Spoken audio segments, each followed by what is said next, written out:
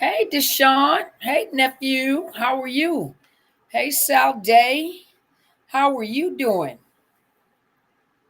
Hello. How's everyone doing? Pink Flame. How are you? Is that he now Medici and Janie's Emporium? Okay. How are you guys doing? Hello. Hello. Thank you for joining me. How is everyone doing? Thank you for joining me. Is one Orlando Pitts? How are you? Hey, Monique. How are you doing?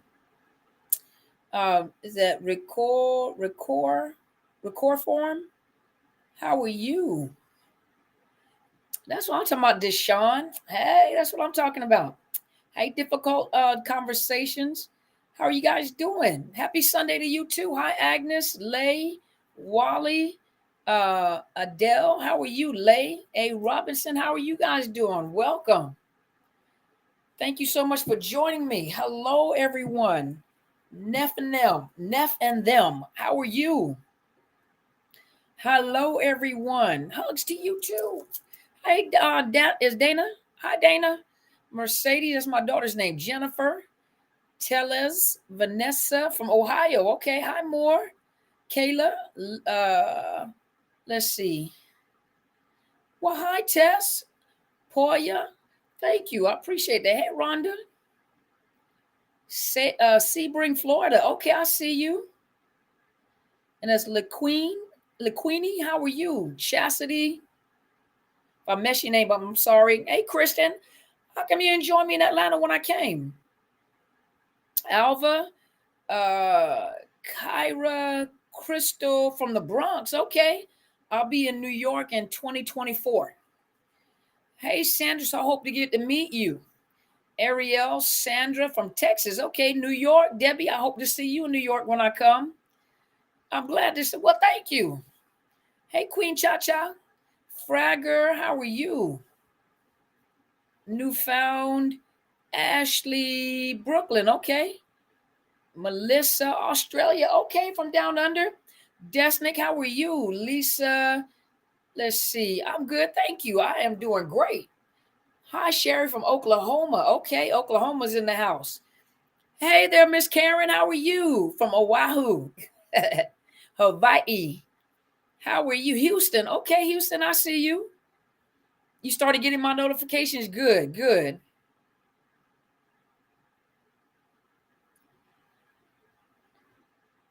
All righty. Oh, thank you, Mercedes. That just sounds like I'm talking to my daughter. Rihanna. Well, thank you. I appreciate it. Hey, Alice, Brian. Okay, you're a Brian too. Okay, from Arkansas. Arkansas. JP Hawkins from Baltimore, Maryland. Okay. My dad lives in Maryland. Crystal. Hey there. You planning to be there? Good, good, good. Hi, Amy. Deanna from Chicago. We'll be in Chicago next year too. Apostle Helen Sadler will be in Chicago next year, and we will be with her. Shani, how are you? From Jackson, Florida. Lisa from New Hampshire. Lizette from Mexico. Tina, hi Tina, hi Fifi.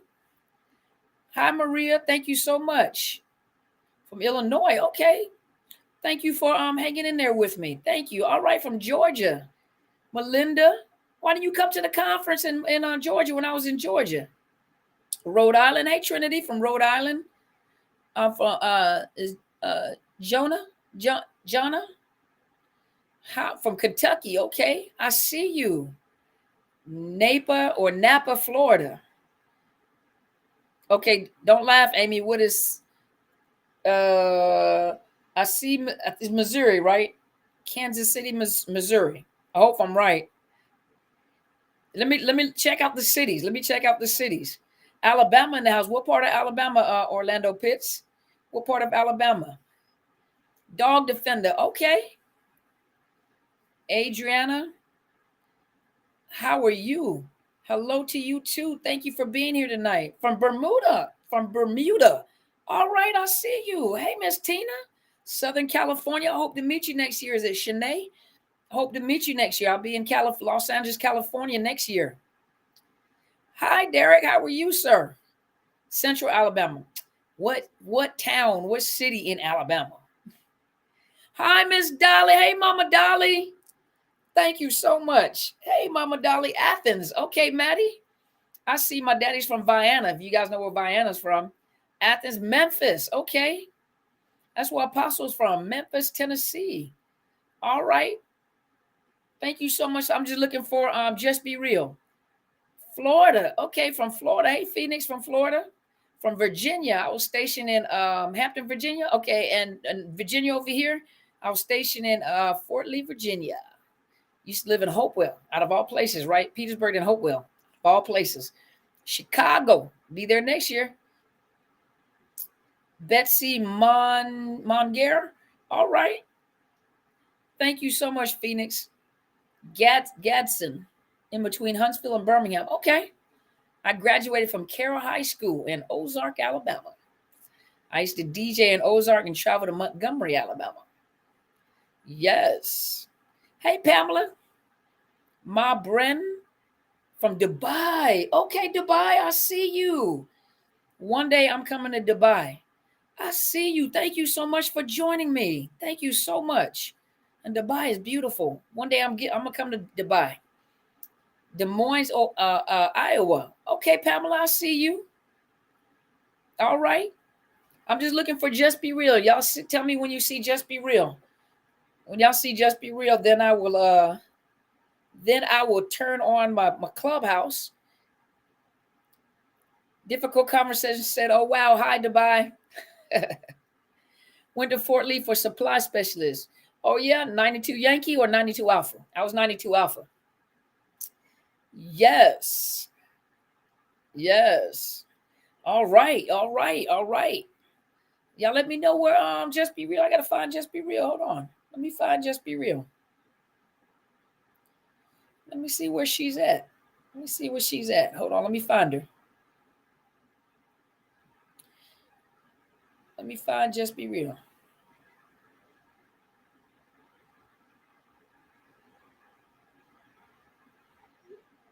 Hey there, Determined Diva. How are you? How are you doing? Hello from Arizona. Okay. 92 Yankee or Alpha? 92 Yankee or Alpha, or were you officer? So if you were officer for the 92 series, so Alpha or Yankee? All righty. See, let you know I was really in the military, right? All righty. All righty, y'all. I'm just looking for Just Be Real. I found Just Be Real. I can get started. I don't know where she be at. From St. Louis. All right. Okay. Is that Jonna? Hi, Jonna. Yankee. Okay. That's all you had to say. So I was Alpha. All righty. Well, okay, y'all. Well, hola, Miss Brenda. How are you? And Colleen Lacey, how are you doing? Thank you so much for being here. Oh, excuse me. Hi, Miss Amy. How are you doing from Tennessee? Good to see you. Good to see you. Now give me a few minutes. If I don't see her, then I'll just get started. I'm just wait for a few minutes. Sudbury, Ontario, Canada. All right, Canada. Okay, I see you. Doing great. Good. You like my painting? Oh, up here? Isn't that pretty? My sister gave it to me. Bishop Kathy Gibson, Sacramento, California. So Smithsonian, I hope to see you next year in Los Angeles. Well, I'm glad you're here. Hold on, y'all. Let me find out what Just Be Real is. Because this is very Connecticut. Okay. Well, let me find her. Let me find Just Be Real. Let me see where she at. Give me just a second, y'all. From Dallas. Shay, you should have came to see me last year in Dallas. I hope you're coming out here to Los Angeles. Okay, Dr. CB. Well, hi, Tim. How are you doing, sir? Is that Dee Dee? All right. Well, she didn't pick up the phone, so I got to wait for her to come on. Hey, Toya. We hope everything is all right. Canada. Okay. Y'all don't, okay, Miss Vicky, don't laugh. Okanagan. Okanagan. Hopefully I said that right. Virtuous treasure. Okay, so I'm gonna get started. I don't know. I'm coming to Los Angeles. Los Angeles, right? Los Angeles. I'll be there next year in July. Kansas City. Well, thank you for being here. Mind over matter. Thank you. So, let's see. Let me look for some familiar faces real quick. It's in BC. It's beautiful. Oh, cool. It's beautiful. Hold on. Let me scroll through here and look for some familiar faces real quick. Let me look some familiar faces. Give me just a minute. Let me scroll through here and look for some familiar faces. Give me a second. Give me a second. Let me look for some familiar faces. Give me a second, y'all. Let me look through here real quick. Okay, I got it. Oh, Miss Karen. Miss Karen, can you do me a favor? Can you hold on. Let me see if I can do it on here. Give me a second. Hold on.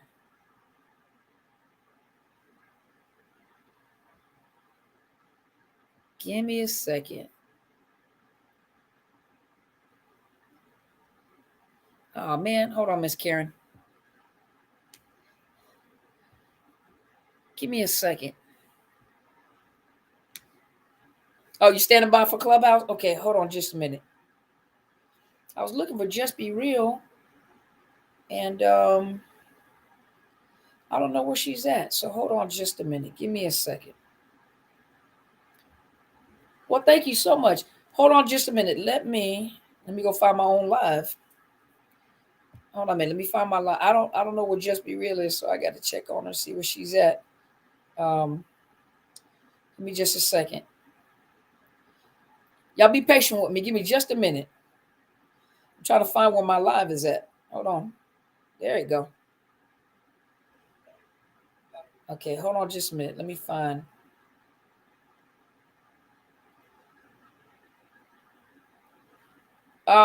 Miss Karen, I'm gonna make you one of my moderators, okay? I'm gonna make you one of my moderators. Because I don't know where Just Be Real is right now. So I got you as my moderator, okay? If you don't mind. So I'm looking for Just Be Real. And all right. Well, let me go ahead. I'm gonna start Clubhouse. Hey Britt, I'm gonna start Clubhouse, and I'm gonna start Clubhouse so we can get started. My room doesn't disappear like it did a few minutes ago. So I'm gonna start Clubhouse, and we'll go ahead and get started. Now, you guys know I always say the same thing. Hey, Christina, I always say the same thing. I'm not gonna be on very long. That's my intention, not to be on very long. And so, okay, I made you my moderator, so you should be showing up as my moderator on YouTube. You should show up as my moderator on YouTube. So on YouTube, for moderator, you have the, so if people get out of order, if they come on saying crazy stuff, you know, just use some wisdom, because sometimes people are asking questions, they don't really know how to articulate themselves. But if someone is being disrespectful, then you can go ahead and block them. You have my permission to block them off the channel. They come on say crazy stuff, you can block them off of YouTube. And so, you know, just use some wisdom. And I'm looking for Just Be Real. When Just Be Real just comes on, just, you know, just follow her lead. But I got you as my moderator here on YouTube until Just Be Real comes back. But I appreciate it, Miss Karen. So you're a moderator on YouTube. So I appreciate. Hey, Overcomer. All right. Well, hello, Clubhouse. How is everybody doing? Thank you for joining me. Michelle, Rhonda, Crown, Shirley, Tesha, Lanice, and Mr. How are you guys doing? Thank you so much for being here. Hi, Susie. How are you guys doing? So let's go ahead and get started. So I'm going to watch my own time. So I'm going to try not to be thank you so much. So I'm gonna try not to be too long. You know, I always say the same thing. Hey, Miss Lola. I always say the same thing, but you know, I enjoy what I do, and so I'm gonna try to monitor my own time. Okay. So tonight's topic. Well, first of all, for those of you that are new on my channel, first of all, thank you so much for being here. Welcome to my channel. My name is Dr. Carmen Bryant. I am the host of Overcoming Narcissist Abuse, and I'm also a licensed mental health therapist, a certified trauma professional, a certified clinical trauma professional, and I'm also a public speaker, a published author. For those of you that have not purchased my book is Unmasking the Illusion of Perfection. So it is Unmasking the Illusion of Perfection. You can find it on not YouTube, on Amazon, Barnes and Noble. And for those of you that are out of the country, you can find that. You can use Westbow Press, and they will send it out of country. So some people were having problems with Amazon and Barnes and Noble send it out of country, but you can get it out of country. And so, but I am tonight's host. And so I usually come on live on Sunday nights. Sometimes it takes me a little while to get back to the house to broadcast because I have other duties on Sundays.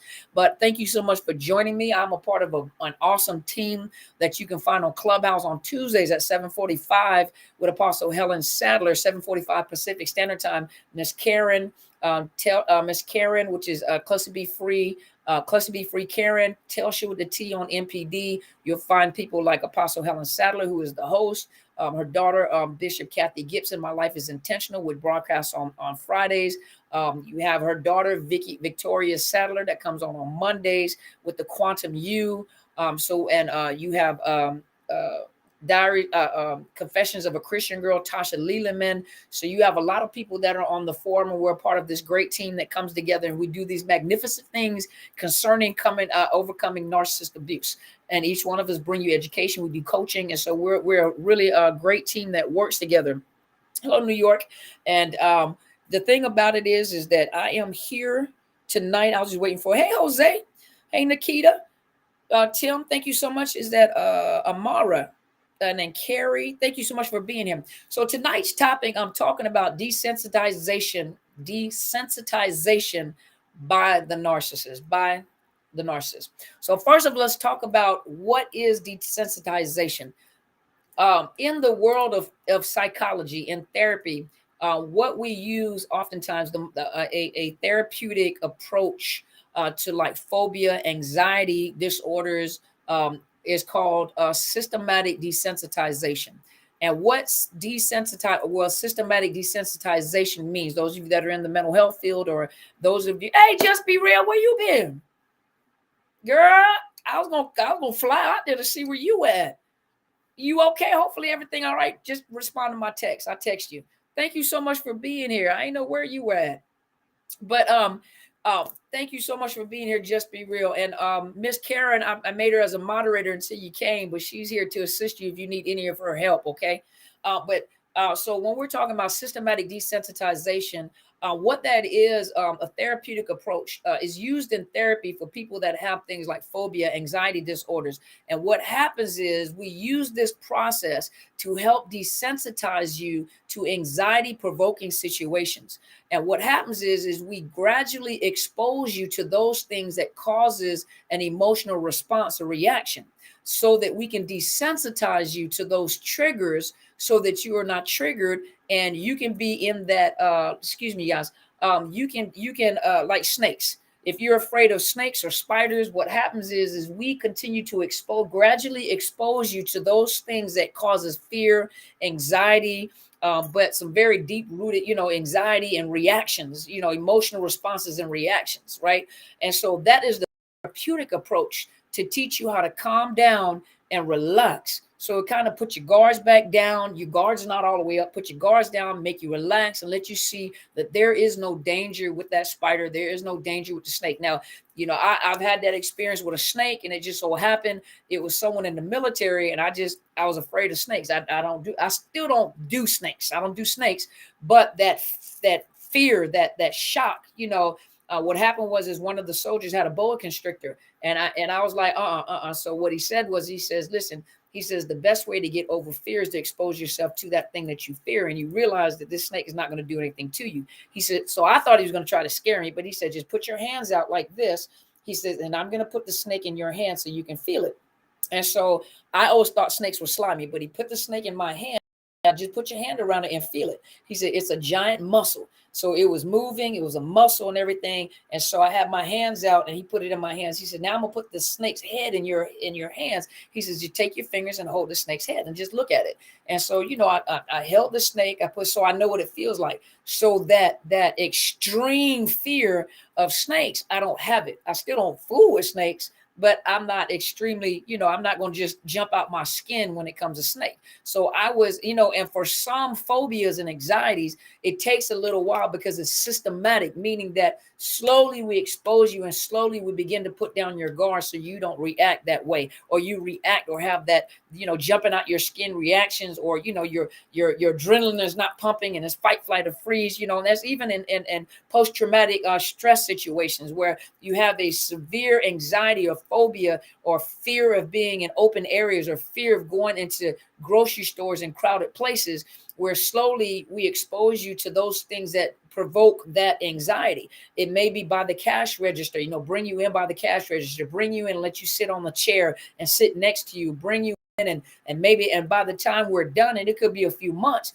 where you can actually go to the back of the store. Had a lady that was raped by a serial rapist. She happened to survive the ordeal. But the thing that she was she had a severe fear of, because it happened at a certain time where the trees, the trees were in bloom. She was afraid of trees, just trees and bushes. And I had to work with her for a while, like a year, to expose her to the trees. So what we used to do is that every time she came and she pulled up, she would call me when she was sitting in the car. So I would come out from my office, I would walk with her over to the bushes, and we would just stand and look at the bushes. And that was our daily, every morning when she came, we walk out to the bushes, look at the bushes, to a point where she was able to touch the bushes.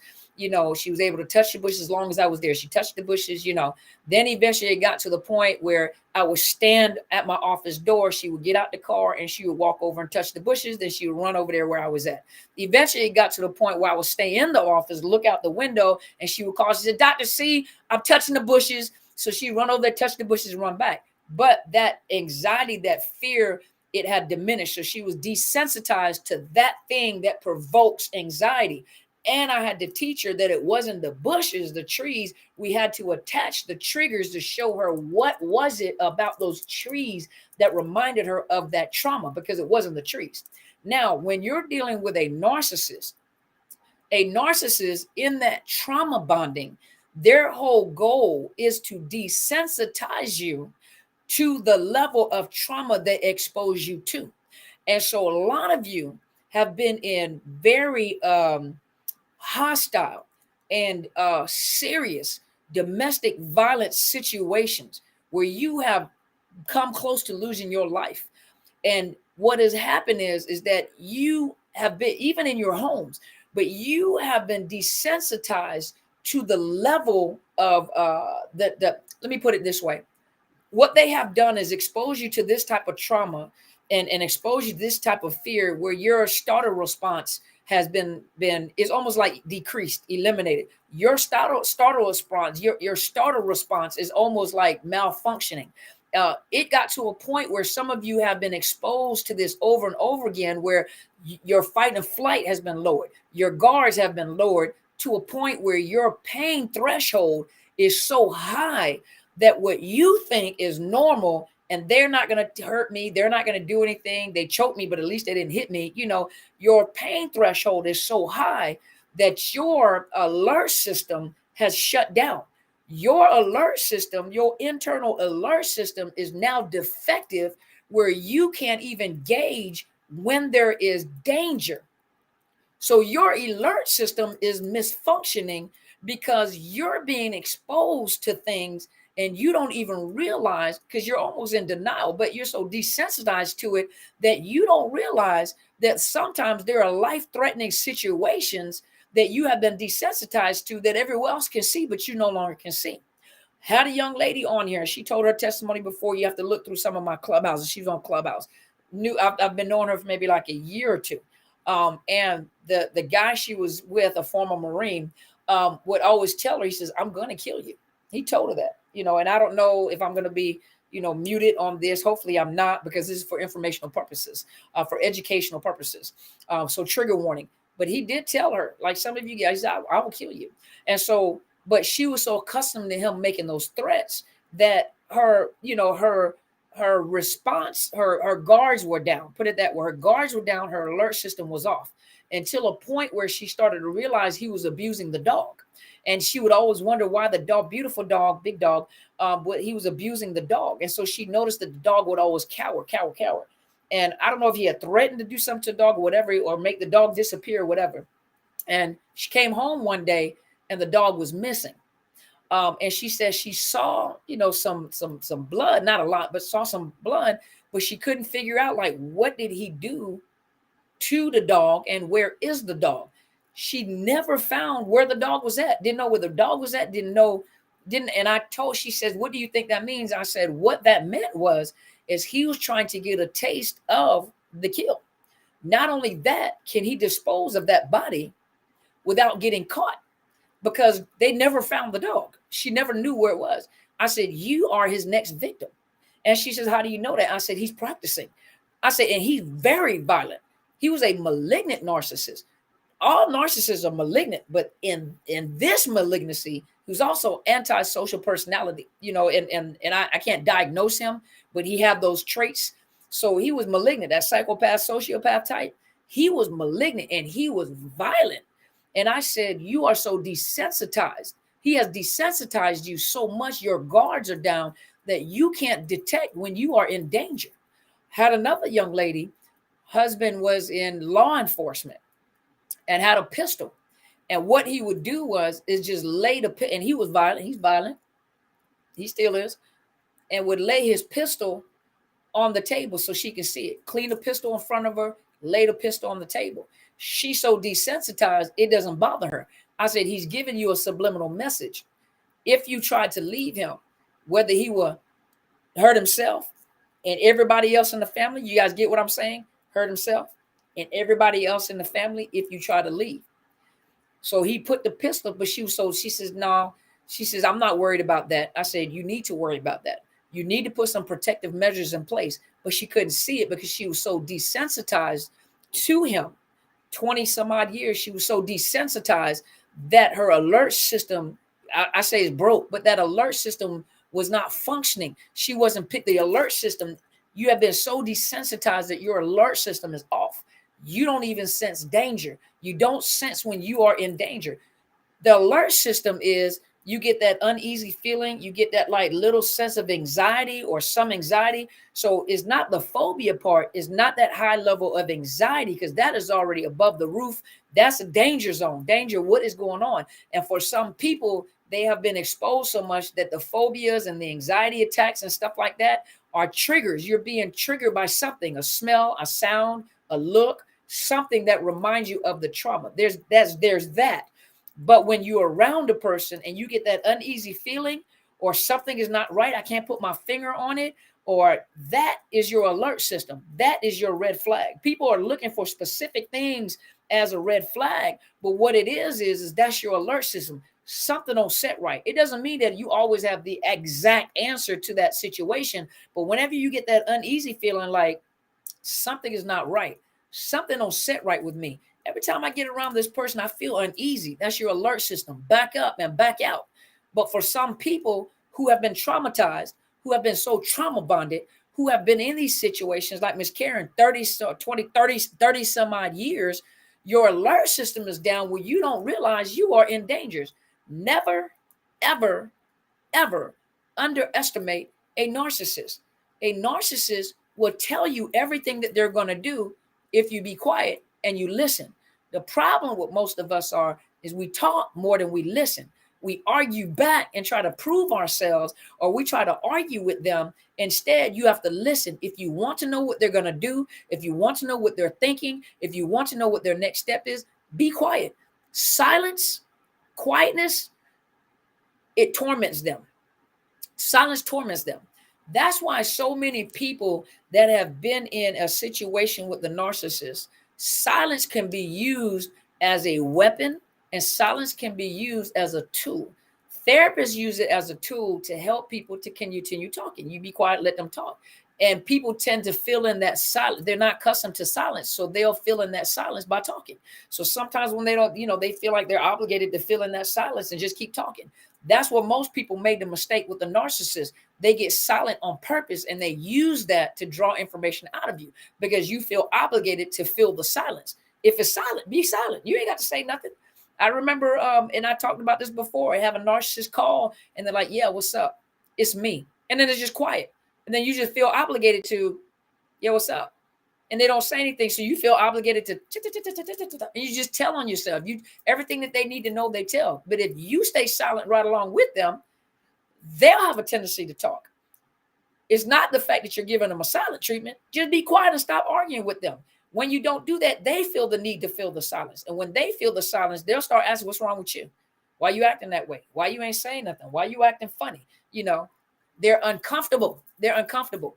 Number two, you're so used to, some of you come out of homes where the level of stress growing up as a child was so high. Your pain tolerance is high. So even in your emotional pain, your pain tolerance is so high that what you think is normal is not normal. It is abnormal. To the average person, it is abnormal, but it is your norm. That's all you know. Some people get into situationships and feel it's abnormal not to be cussed out. It's not normal not to be humiliated. It's not normal not to be hit. It's not normal not to be cussed out. That is my norm. That's what I'm accustomed to. So you meet somebody nice, you self-sabotage. You don't turn them into a monster because you're attacking them. So you don't love me because they don't argue with you. They may not be the type to argue, but you come out of homes where you have been exposed, whether it's your mother and father, your caretakers, or to you, you have come out with this high level of anxiety and stress that even though you don't like it, your norm is anxiety and stress. So if you're not in your normal environment and you are in peace and quiet, you assume that something is wrong. Something is going to happen. A lot of people that leave these situations and they finally get away from this narcissist, they get into a place of peace and quiet, and they're tormented in their peace and quiet. Because in peace and quiet, narcissist is tormented by peace and quiet. And so they always have to, so if you are at peace and quiet, it torments them because they're dealing with their own torment. Peace and quiet causes them to have to hear their own voice and what's going on the inside. So you know how misery likes company? They're not going to allow you to be at peace and quiet. So they got to turn the notch up and torment you in the peace and quiet so they can feel at ease. And if you're not tormented, you don't respond, they're tormented. So a lot of you leave out of the situation. One thing that most people know is when they're in these domestic violence situations, especially like with a narcissist, you already know what's to come. So that cycle of abuse, in domestic violence, or that cycle of narcissistic relationship, that cycle of abuse, a lot of times people will provoke the narcissist so that you can get to the blow up point, so you can get back to the honeymoon, so you can get back to the love bombing, because in the love bombing, you can get your needs met. So you manipulate to get your needs met. And what happens is when you get into your own peace and quiet, the reason why a lot of people are tormented in the peace and quiet is because, first of all, you don't feel like you deserve peace and quiet. Number two, you know that in that peace and quiet, there was always something that happens to disrupt your peace and quiet. So you feel like you don't deserve it, or you sit in peace and quiet and you get so much anxiety because what you're accustomed to, how you've been desensitized, how you've been traumatized, is that in the peace and quiet, I know something's getting ready to happen. So most of you sit in this quiet and you have all this anxiety because I feel like something's going to happen. I feel like something's going to happen. I feel like something's going to happen. That's because you're accustomed to something happening. So when you get in your own peace and quiet, it's hard to believe that nothing is going to happen. I really do have peace and quiet. And it takes a time for you to acclimatize to that peace and quiet. And once you finally get that peace and quiet and you got it, most people, once you get it, you're not going to let it go. You're not going to let it go. But this is, you're waiting for the ball to drop. So this is what I wanted to bring to the table to talk to you guys about the desensitization. That's why I advocate for you to get into therapy and work with a therapist on this very thing, so that you can go back and you can go and work on. So you have words, you have an understanding of what you're going through, you have an understanding of the stress, of the anxiety, of the phobia, of what you're going through. And now you know, never underestimate a narcissist. If they say it, believe it. It's like Maya Angelou said. So the first time a person shows you who they are, believe them the first time. They show you who you are, believe them the first time they tell you. A narcissist will tell you. And the first time you see how they are, believe them. And if they say something, believe it. It may not happen right then, but they've already foretold you what they're trying to do or going to do or how they're going to do it. Believe them. Don't think that you can get into a relationship or a situationship and change anybody. It's not your job to get into a relationship and change them. You're not a mother. You're not a therapist. That's not what you're there for. Grown folks need to be with grown folks. Mature people need to be with mature people. Healed people should be with healed people. But when you're in a domestic violence relationship that includes the narcissist, you know, to the extreme times 100, you have to ask yourself, you got to have value for yourself. You got to value yourself. And you have to ask yourself, because a lot of times you stay in there trying to figure out whether they are a narcissist. It matters and it doesn't matter. The question becomes is, how are you being treated? Do they respect you? How do they act when they're angry? What do they say to you? They're cussing you out and calling you everything but a woman, a man of God. You know, they call you everything but your first name. Is that how you want to live your life? If you're dating and they're doing it, they're already foretelling you what the rest of your relationship is going to be like, and even worse. It's better for you to get your feelings hurt during the dating phase than to get your heart broken and your soul broken once you're married to that individual and you get further and further into the trauma bond. And so it's better to stop it now, get your feelings hurt and get out, as opposed to staying in it all these years. And so you're getting some information, you know, you're getting some information. So now you have some information on what has happened to you, so that when you go and talk to a therapist, you know what to bring to the table, what to ask about, so they know what to work with you on. So hopefully this has helped you tonight. Well, just be real since you back. Give me 10 minutes and allow the people that are here on the visual forum on YouTube. I'm on YouTube. I'm going live. I'm live right now on YouTube, on Twitter, on LinkedIn, on Facebook. And so I'm going to allow all of you to ask me some questions pertaining to what I'm talking about. Please watch your language, Miss Jessica. Please watch your language. But I'm going to allow you guys, give me 10 minutes. Give me 10 minutes. And let's get ask me some questions. Okay. Ask me some questions. And then once we're done, I'm going to come over to Clubhouse for a few minutes and answer some questions. 10 minutes. Yes, ma'am.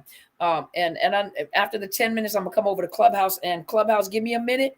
And then I'll be over to answer some questions over here. Hey, Miss Betty. Let me see. How does the victim sometimes react to the narcissist? Normal to blow up? Of course. Yeah, of course. There's only so much you can take, but that's what you're having to control. Get yourself out of the situation, but you got to control that. That's that reactive abuse. You know, you're reacting to them. And then all of a sudden you're the monster because you reacted. Thank you, Miss Jessica. I appreciate you.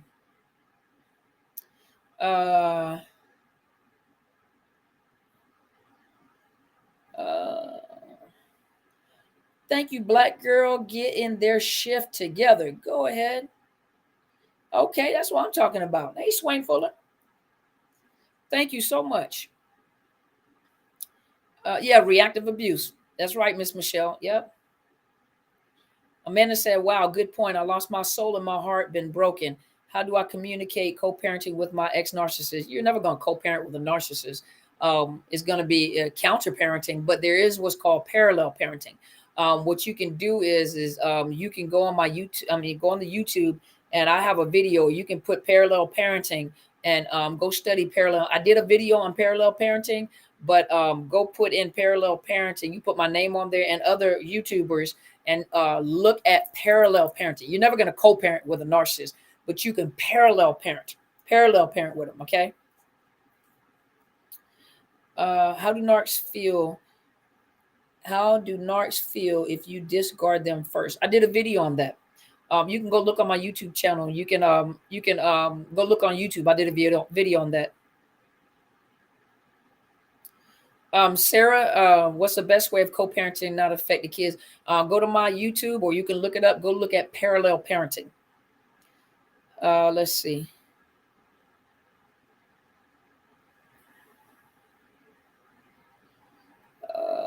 Some of it is moving really, really fast. And some of your questions are really long. So if your questions are long, I don't have time to read them because it's moving too fast, y'all. Uh,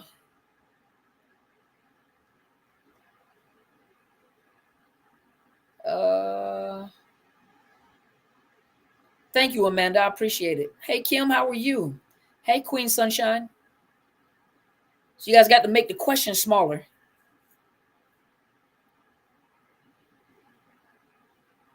How do you start to heal from being desensitized? Therapy.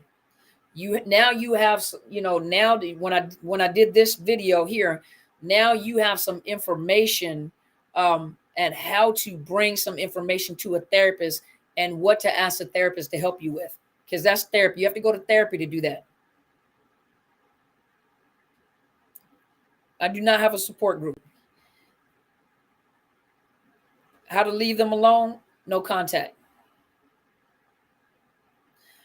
Please do me a favor. Please don't. Okay, so I don't have a problem with you guys communicating with each other. That's what this channel was for. But please don't step in a position where if someone is asking me a question, that you're doing the answering of the question, because you don't know whether or not that's how I will respond to that question. Leave that to the person that is leading the live stream. Okay. So if someone is asking me a question, please don't step in there and answer those questions, because that may not be what I agree with.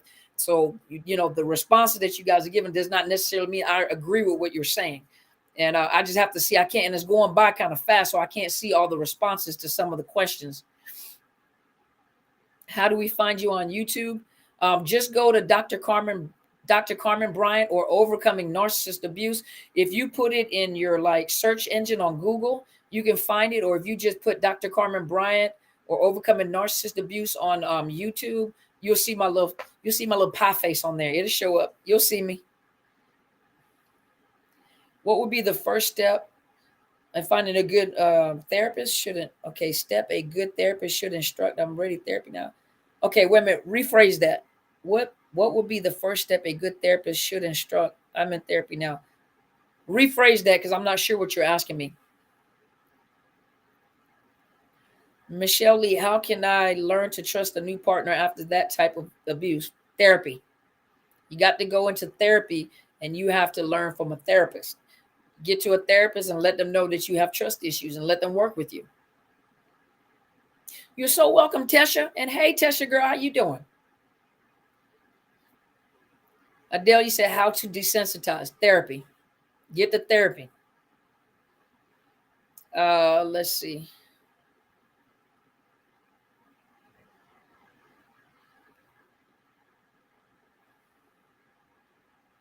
I'm glad to see your picture too, Miss Tesha. Can't see you in person, but I see you. You're welcome. I do love myself. Good.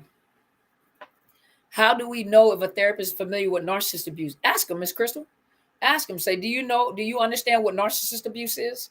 Do you understand gaslighting? Because within our training, we now have training that trains therapists on narcissist abuse, narcissists, gaslighting, manipulation. So you can ask them that question now. Before, I would instruct people but you can ask, do you understand what domestic violence is? Do you understand gaslighting? Do you understand? Ask them those questions. Do you understand what narcissist abuse is?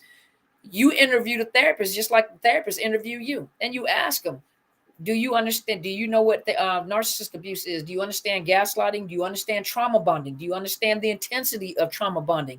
Do you understand? And if they don't know, say, you know what? I appreciate you. Thank you so much. Let me find someone that fits me better. Let me find a better fit. Just ask them the question. You're welcome, Dog Defender.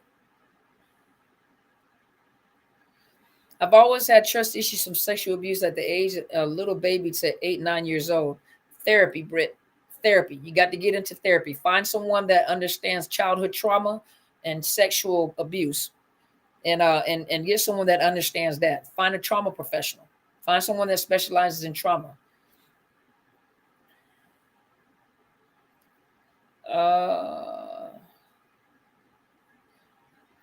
So borderline personality disorder is a disorder that is a cluster B personality disorder. And borderline personality disorder has traits of narcissism in it. That doesn't make you a narcissist, not necessarily. There's a high percentage of people that have borderline personality disorder, according to research, that also have narcissistic personality disorder, and vice versa with NPD. A lot of people that have NPD also have BPD. However, because you're dealing with clusters, within that cluster B, you have narcissistic personality disorder, borderline personality disorder, histrionic personality disorder, and antisocial personality disorder. The reason why they call them cluster B clusters is because they bleed into each other. They're clusters of symptoms or traits, and a lot of them bleed over into each other. So a lot of times you may think you have one thing and it could be another thing. Or sometimes even with therapists, a lot of times when we're trying to determine whether somebody has narcissistic personality disorder, it may show up as borderline personality disorder first, because there's a lot of traits with the BPD. And then you find out you have to look for particular patterns of behavior to determine this is not BPD, this is NPD. Or sometimes it could be both, but usually it presents itself one way, and then but those that have BPD, that doesn't necessarily mean you have NPD. And you can get to a therapist and ask a therapist if they do DBT, which is dialectical behavior therapy, which is good for PTSD and is good for borderline personality disorder, because you have a problem with emotional regulation.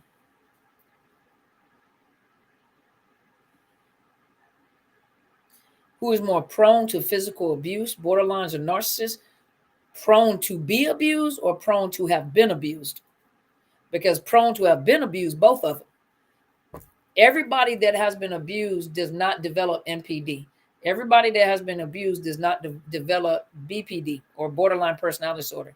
Everybody that has been abused does not develop PTSD, believe it or not. A lot of people that have been abused do develop major depression, anxiety disorder, and other things.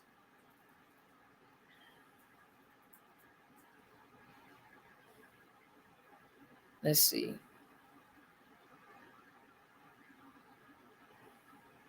Therapy for borderline personality disorder. Look for a therapist that specializes in dialectical, is DBT. DBT is dialectical behavior therapy. Dialectical behavior therapy, DBT. CBDT is good too, but DBT was developed for those with borderline and PTSD. DBT would be a good therapy for you. And then those of you that are dealing with PTSD that need assistance with the triggers and the trauma, you can also look at EMDR. EMDR.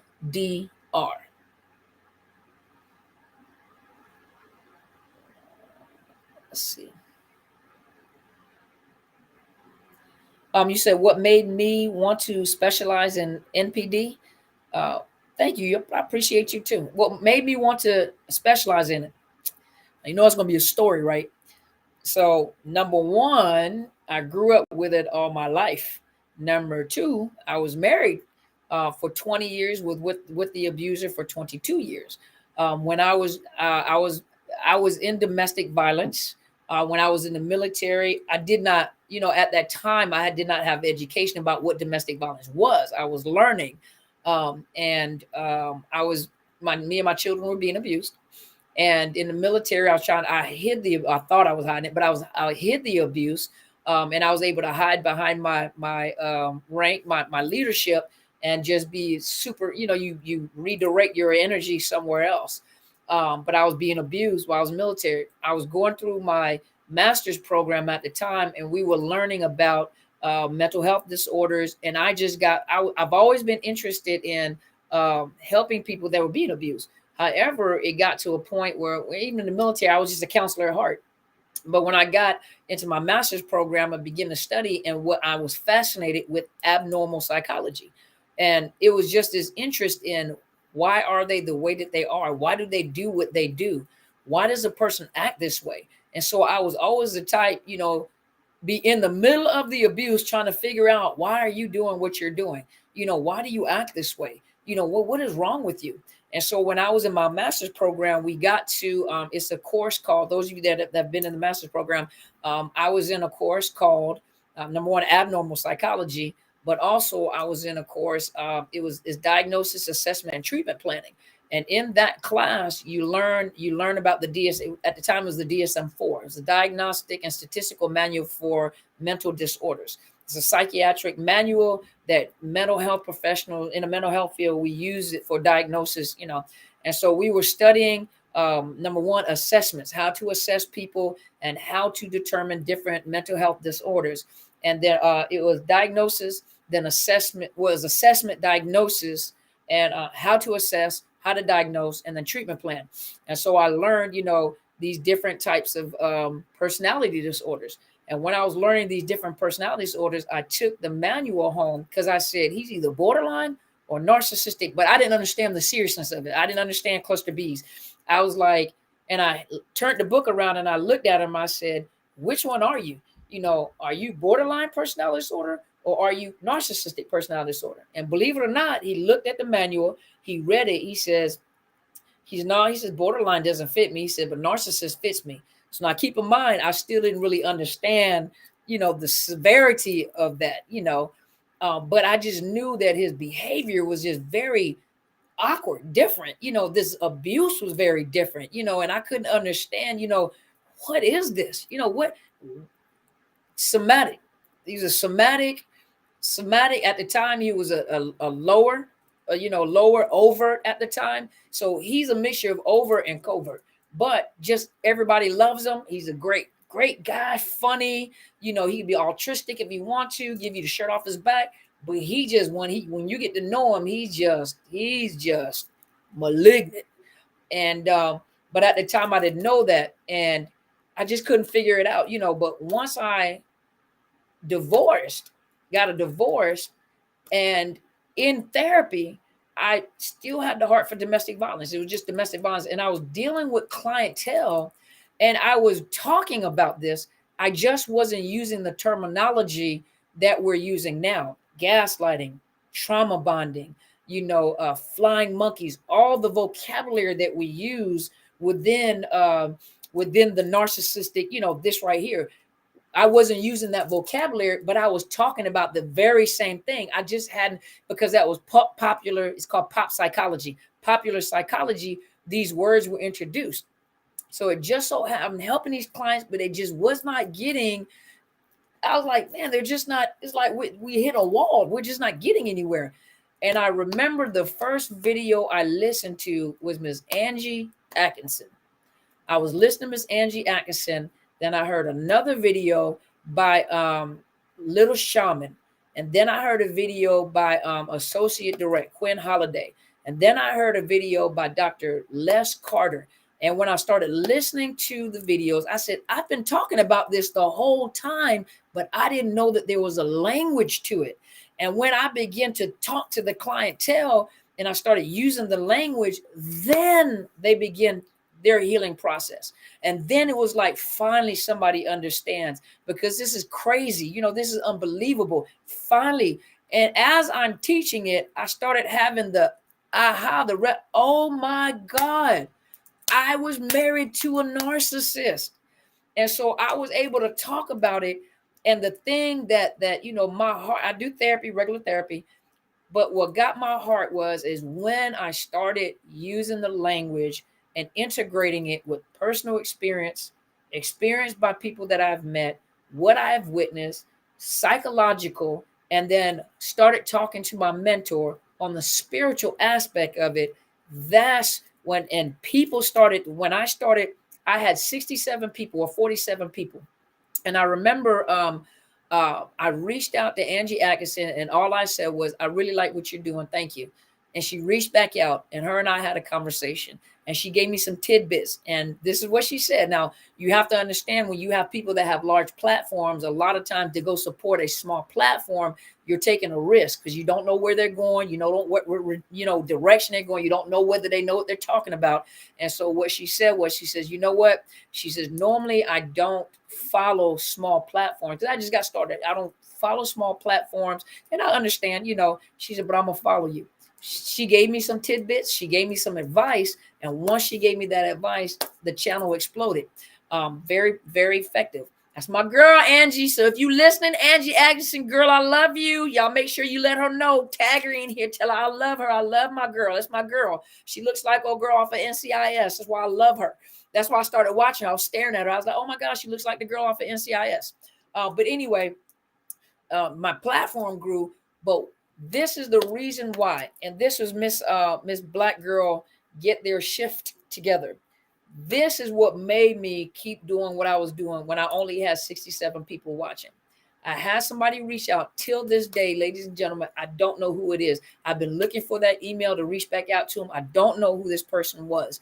But what they said is Dr. Bryant, I know that you have a very small following, but whatever you do, keep doing what you're doing. We're listening.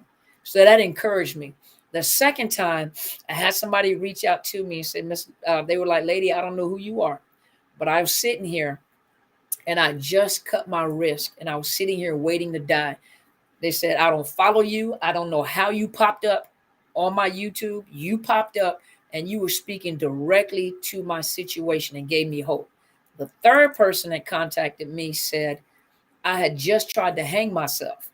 And so I had a bottle of pills in my hand and I was about to commit suicide. And your video popped up. And when your video popped up, I stopped and listened. You were talking to my situation. Had another lady contact me somewhere in New York, was being held hostage. And she said she didn't know how to get out. She said, help. And there's really nothing I could do but educate and tell them where to go. But she reached out and she watched the video and she was able to get from being held hostage, by that narcissist. She was able to get out. And so when I started coaching, I started to watch people change. And when I began to see people change and have hope and come out of these situations, and when I had my first conference last year in Dallas, it made my hope grow because I really wanted to continue what I was doing because I saw that my pain was not in vain. I may have went through it just like the rest of you guys, but my pain wasn't in vain. And when I was going through it, I remember crying. I'm a thug, so I had little thug tears. No, I cried like a baby for 6 months because I couldn't understand how I got into this situation. And I said, God, I said, if you use this experience and promise me this one thing, promise me this pain is not in vain and that you will help other people get out of this situation. I promise you, I'll never go back.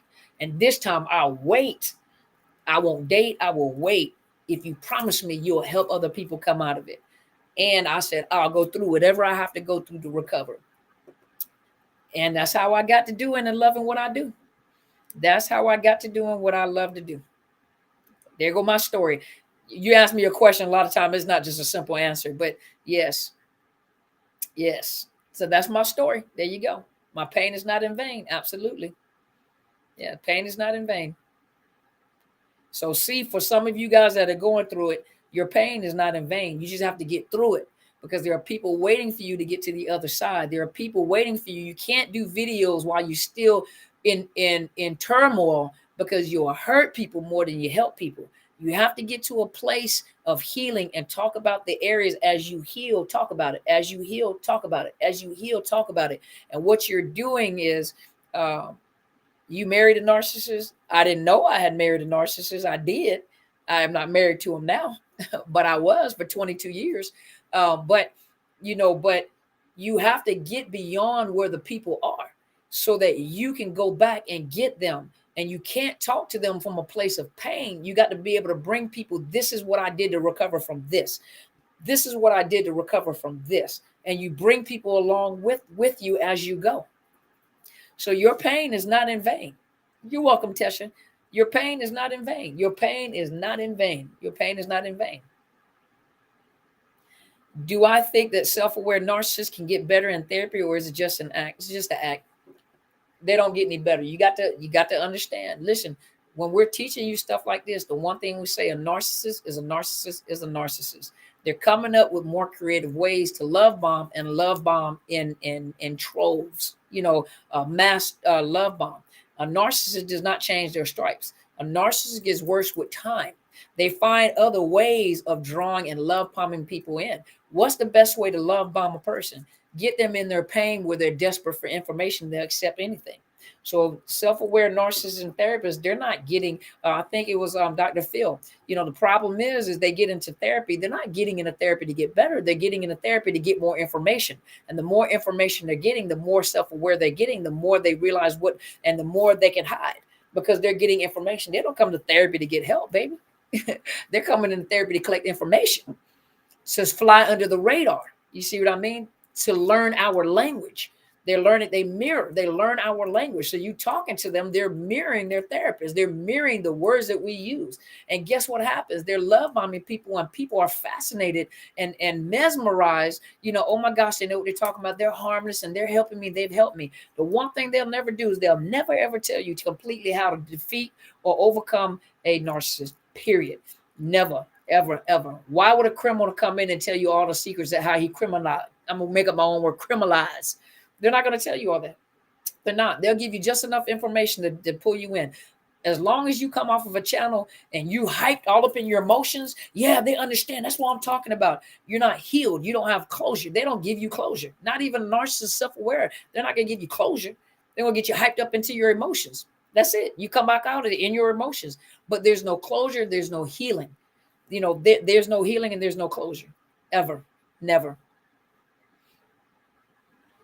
So listen, I'm going to switch over here to Clubhouse because I know my time's up. I just didn't look down to see if she had threw the clock up, but I know my time's up. Thank you, Orlando. I appreciate it. Never go back. Absolutely. See, I knew the time was coming. Hey, listen, one thing that I'm asking you guys to do, send me some stars, the star icon. So some people, when I posted that, send me stars, they were just putting like little emojis on there that were stars. No, there's actually a star, the star where you can actually, you can hold on, let me look, where you can actually send stars. There's like a little button up there where you can purchase stars and you send me stars. And what happens is you're monetizing my channel by sending me stars. You're actually sending me like 50 cents or whatever, but send me some stars. And this right here helps me to keep doing what I'm doing. It helps me to, and it helps me to decrease some of the expenditure. And I want you guys to be prepared because I am doing a course. I'm doing some coursework. I have some other stuff I have to take care of, but I'm doing the coursework.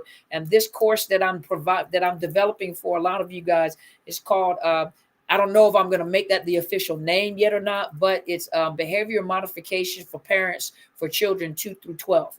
This also helps of those of you parents that have special needs children as well, like autism and stuff like that. But I'm doing a course, I'm putting a course together so that you can take over your house. You get control back over your house because some of these kids are controlling you. Some of these kids are already manipulating you. You guys have lost control over your kids. And so I'm doing a course to help you regain your control back in your house and to modify their manipulative behaviors. And so you guys give me a minute. It takes a minute to write a course out, but I'm writing the course out. I'm also trying to close some business so that I can focus my attention. And when that course comes out, I'm going to make sure that you guys have that course available to you. And so you have to look,